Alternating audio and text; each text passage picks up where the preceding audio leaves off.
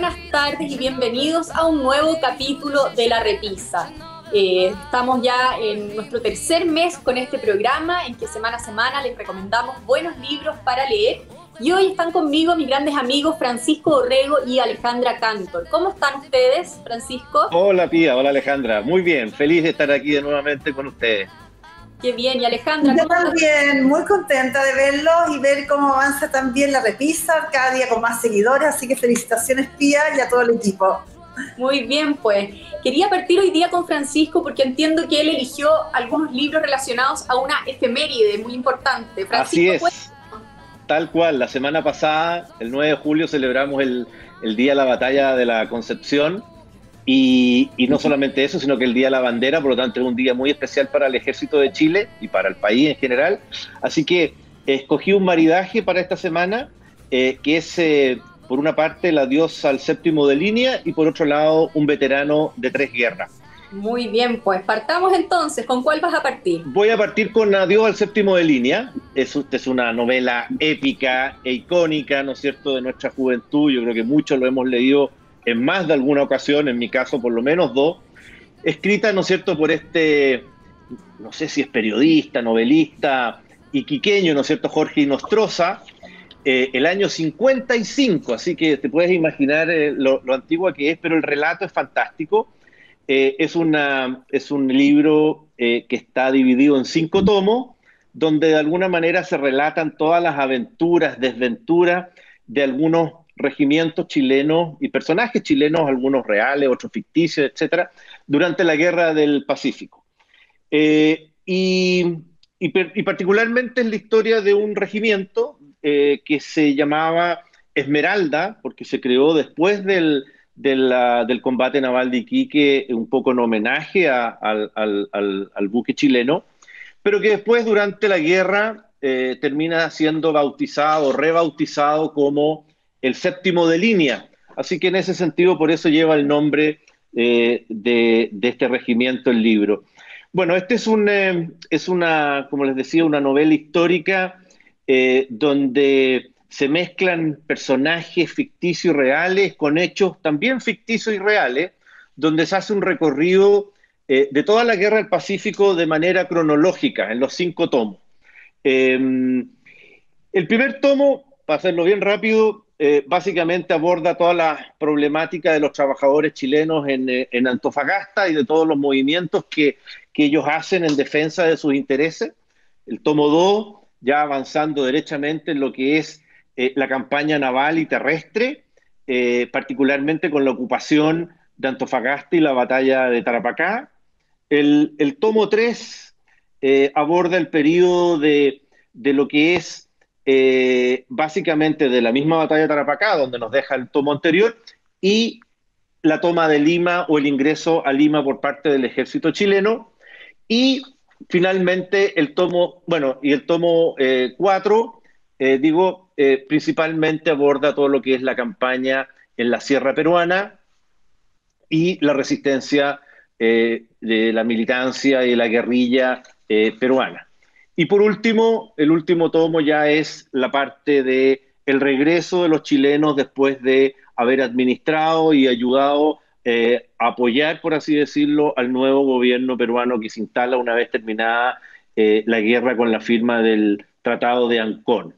Es un libro muy entretenido, lo recomiendo leerlo calmadamente con música clásica, porque de alguna manera hace que uno se transporte a la época. ¿Ah? Entonces, y es como una verdadera clase de historia, digamos. Es una verdadera clase de historia. Y mira, y de las cosas anecdóticas, porque uno de todos estos libros siempre encuentra algo, fue la famosa chupilca del diablo, ¿no es cierto?, que tomaban los soldados chilenos, que era una mezcla de aguardiente con pólvora, y que yo me imagino cómo les ardía el estómago, el pecho y todo, y hacía que se volvieran realmente, pero una fiera. ¿Ah? Así mezcla explosiva total. Una mezcla explosiva total. Así que me imagino cómo habría sido la acidez del día siguiente.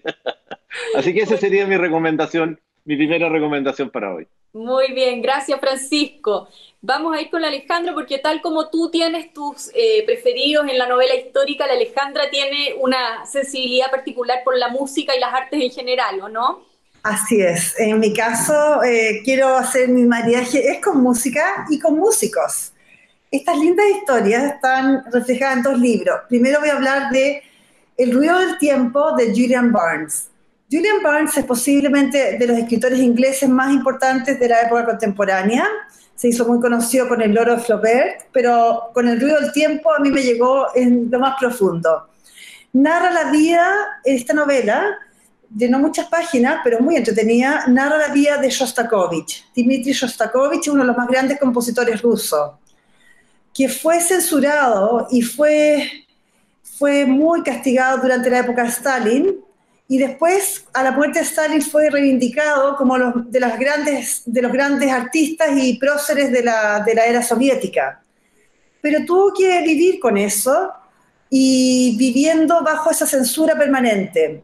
El ruido del tiempo parte con la historia más dramática de su vida artística, que es la censura que tiene de su ópera prima, que era Lady Macbeth del distrito de Minsk, que es una ópera grandiosa, que hoy día aquí en el Teatro Municipal ya la han puesto 2 veces, y es una obra que está en el repertorio normal de los teatros de ópera.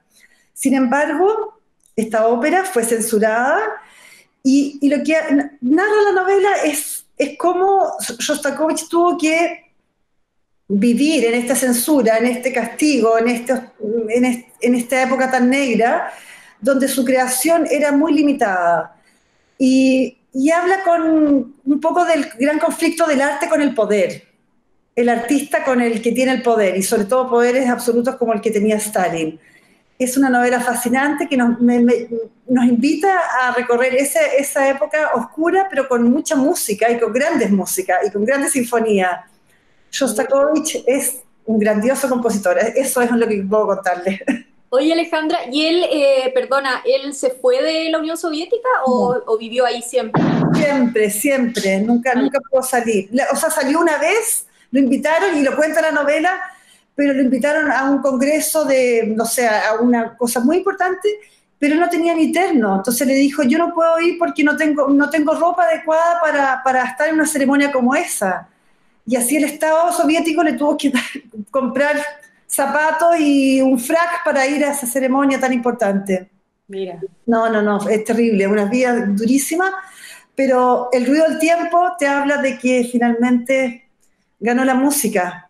Y hoy día tenemos estas maravillosas sinfonías que nos ponen los pelos de punta. Así es, muy bien.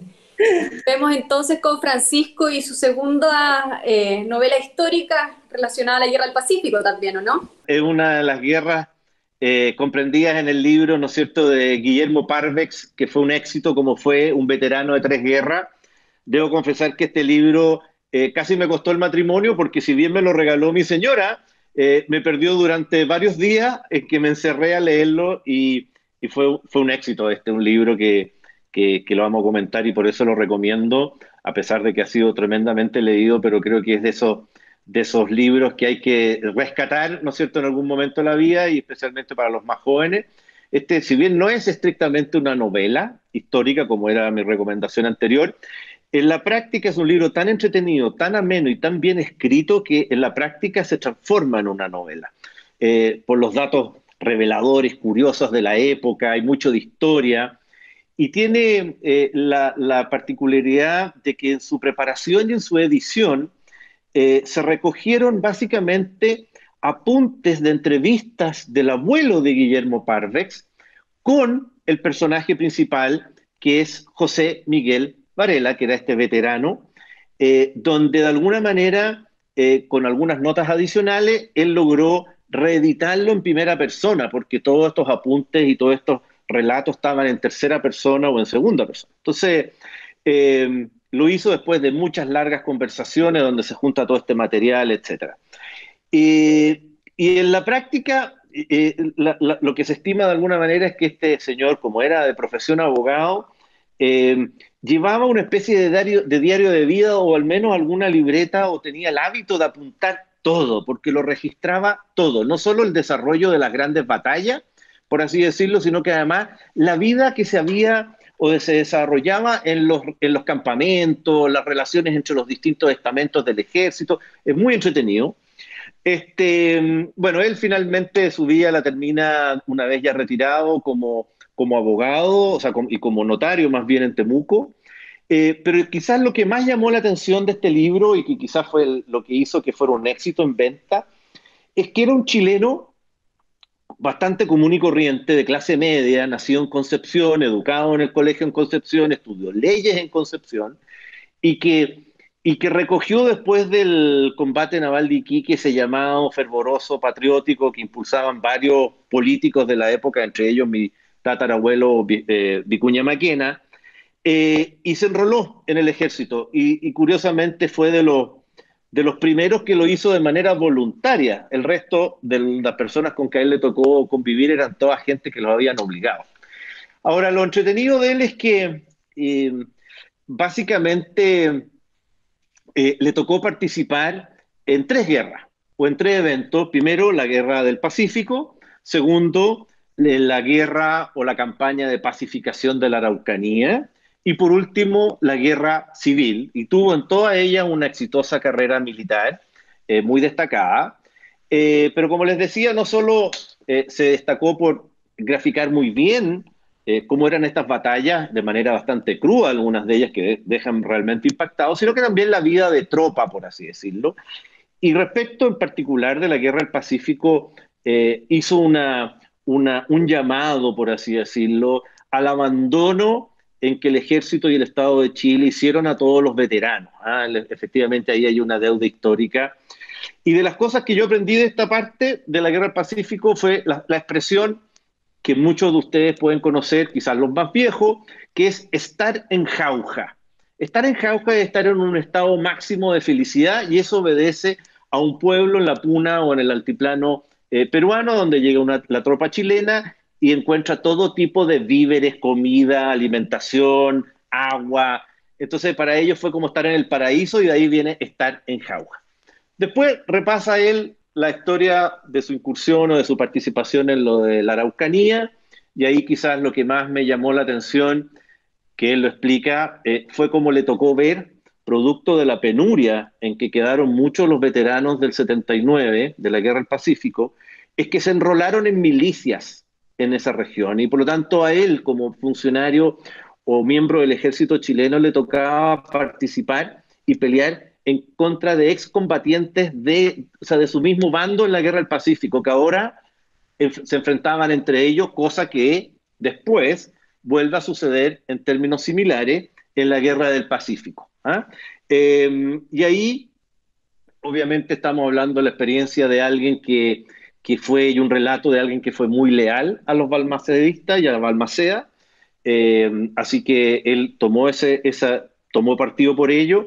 Y aquí, con esto termino, rescato también otra expresión muy chilena de darse vuelta la chaqueta, que también viene de la batalla de Placilla, donde el bando perdedor, para efectos de evitar ser aniquilado, se daban vuelta la chaqueta, y resultaba que el interior de la chaqueta era del mismo color que los otros, y por lo tanto con eso se salvaban su vida. Así que la recomiendo de todas maneras, es un clásico y es muy entretenida. Muy bien documentado, además. Muy bien documentado, extraordinario. Hizo un trabajo ahí, Guillermo Parvex, realmente notable. Sí, yo no sé si ustedes sabían, pero Guillermo Parvex ahora está haciendo un curso en el Líbero, justamente de la Guerra del Pacífico. Qué interesante. Exacto, así que creo que son 4 sesiones, y bueno, por supuesto que ya va en la versión 3, porque se llena. Realmente la Guerra del Pacífico ha como que causado, y justamente gracias a él quizás, un revival un poco de Absoluto. interés. Absoluto. Así que eso. Muchas gracias. Muy bien. Alejandra, vamos con tu segundo libro de música y músico. Bueno, mi segundo libro lo escribe un gran divulgador de la música que se llama Ramón Gener, un catalán que tiene un programa muy conocido que se llama This is Opera, y que con un formato muy moderno ha logrado reencantar a muchas audiencias en el mundo de la música clásica, de la ópera, de estas artes que a veces se sienten como muy elitistas cuando finalmente apelan a lo más sencillo de todo. Contarte que él tiene una experiencia en este libro que se llama El amor te hará inmortal, música, memoria y vida. Él se enfrenta con un problema que todos tenemos en algún momento de nuestras vidas cuando estamos despidiendo a seres que son incondicionales, como nuestros padres. Entonces, frente al dolor de perder a su padre, que ya tenía Alzheimer y que de alguna manera ya lo había perdido una vez porque ya el padre lo dejó de reconocer, se enfrenta a la muerte física del padre cuando el corazón deja de latir, y en esa pena inmensa él recurre a los artistas, a los que han hecho posible que las artes escénicas en la música existan. Porque finalmente un compositor escribe, pero si no hay un artista que interprete, esa partitura queda en un cajón, ¿no? Y los artistas que él recurre para recordar momentos tan tristes, tan profundamente tristes, donde no hay dolores, no hay respuesta, la invoca recorriendo momentos importantes de la vida de artistas que también tuvieron que tomar decisiones o están viviendo penas tremendas. ¿Y qué pasó con ellos? Uno en forma positiva y otro negativa. Acá hay varias historias, pero voy a contarte dos nada más para contar el lado positivo, que es el lado positivo, el lado de Verdi. Giuseppe Verdi, un gran compositor italiano, muy, muy joven, por una peste parecida a esta que tenemos acá, esta pandemia, muere su esposa y sus dos hijos pequeños. Y él estaba solito en un cuchitril en Milán cuando le llega la partitura de Nabucco. Y gracias a esa partitura y al suegro, a Antonio Baresi, el padre de Margarita Baresi, se reencuentra con una partitura, se encuentra con una música y empieza a componer y empieza a revivir. Y ese Verdi de 30 y tantos años, solo en ese frío de Italia, vuelve a vivir. Y ese es un lado positivo, pero tiene un momento demasiado duro donde Ramón Gener piensa en Verdi en ese momento. ¿Qué significa haber enterrado hasta a su esposa y a sus dos hijos? ¿Qué significa volver a vivir y cómo reinventarse? Y el lado triste es el caso de María Callas. María Callas, una gran artista, de las más grandes cantantes de la ópera que existieron, enamoradísima de Aristóteles Onassis, pero renegada por él. Y cuando decide seguir soñando, no seguir viviendo, porque ya no podía vivir, y decide tomar más pastillas de las correspondientes y partir. Y las cartas, el dolor de ella. Entonces, él se ve como en esos momentos tristes de esos artistas, tal como Verdi, en un momento que después la vida le dio una oportunidad, pero a María Callas no se la dio, ella decidió otro camino, pero así como eso, las historias están muy bien escritas. La vida de Farinelli, la vida de Clara Schumann cuando despide a Brahms, momentos importantes de la vida de estos artistas, ya sea como compositores, como músicos, ejecutantes.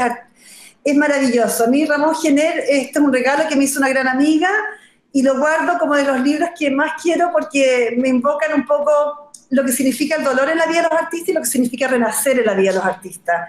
Y en la vida de los hombres como en general. Eso es como un poco lo que quería contarles. Es muy bonito porque en el fondo él va recorriendo la vida de estos artistas, músicos, y en el fondo buscando esa compañía en su propio dolor. Exacto. A través de la experiencia de estos otros músicos, que es lo que nos permite a nosotros también conocer la vida de estos otros músicos. Exacto, van esos grandes momentos, precioso, un libro, un regalo maravilloso que guardo en mi corazón y que lo quería compartir. Muy lindo. Gracias. Bueno, entonces con estos libros llegamos al fin del programa. Muchas gracias Alejandra, muchas gracias Francisco nuevamente por estar con nosotros y nos encontraremos en un par de semanas más en otro capítulo de La Repisa. Que estén muy bien. Muchas gracias. Adiós, un gusto.